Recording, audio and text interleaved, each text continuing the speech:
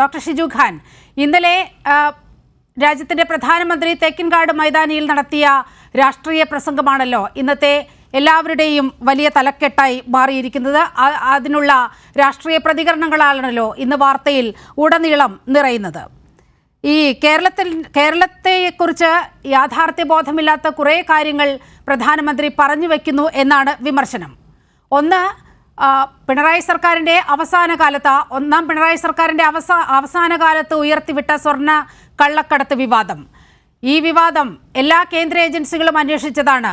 ഇവിടെ അങ്ങനെ ഒരു സർക്കാർ ഓഫീസിനെ കേന്ദ്രീകരിച്ച് അത്തരത്തിൽ ഒന്നും ഈ അന്വേഷണ ഏജൻസികൾക്ക് കണ്ടെത്താൻ കഴിയാത്ത സാഹചര്യം. പ്രധാനമായും പ്രധാനമന്ത്രി ഉദ്ദേശിച്ചത് മുഖ്യമന്ത്രിയുടെ ഓഫീസിനെയാണ് എന്നുള്ള കാര്യത്തിൽ ഒരു തർക്കവുമില്ല. ഇതുകൊണ്ടെല്ലാം രാജ്യത്തെ പ്രധാനമന്ത്രി എന്താണ് ഉദ്ദേശിക്കുന്നത്?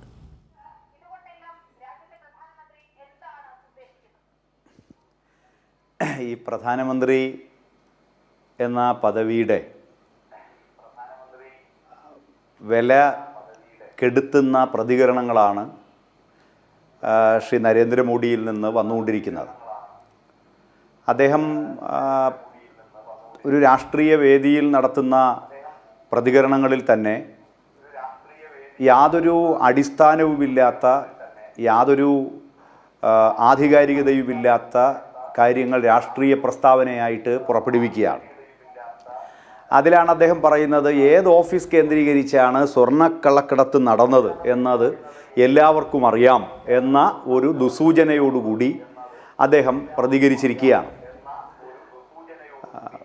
യഥാർത്ഥത്തിൽ തൻ്റെ കേന്ദ്ര സർക്കാരിന് കീഴിൽ എല്ലാ ഏജൻസികളും അന്വേഷിച്ചിട്ടും കേരളത്തിലെ മുഖ്യമന്ത്രിയെ ഏതെങ്കിലും തരത്തിൽ പെടുത്താൻ കഴിയുന്ന യാതൊരു തെളിവും കണ്ടെത്താനോ അതോടൊപ്പം മുഖ്യമന്ത്രിക്കെതിരായ രാഷ്ട്രീയ പ്രസ്താവനകൾക്ക് ഏതെങ്കിലും തരത്തിലുള്ള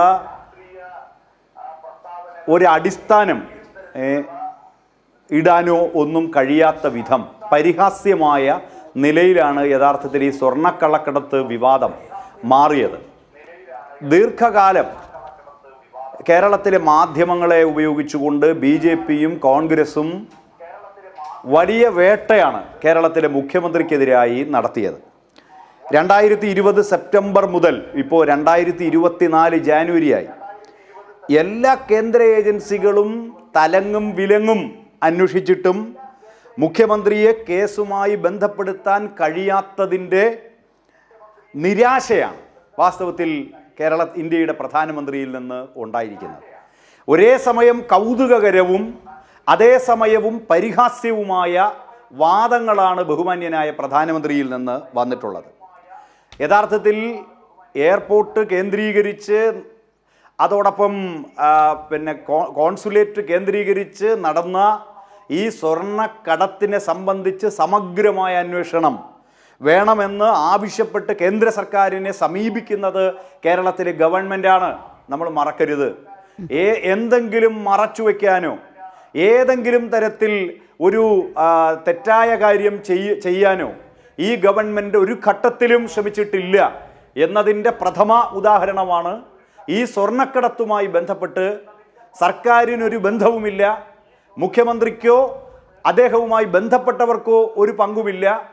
ഈ സംഭവത്തെ സംബന്ധിച്ച് സമഗ്ര അന്വേഷണം നടത്തണം എന്നാവശ്യപ്പെട്ടുകൊണ്ട് കേന്ദ്ര സർക്കാരിനെ സമീപിക്കുന്നത് കേരള സർക്കാരാണ് എന്ന കാര്യം നമ്മൾ മനസ്സിലാക്കണം.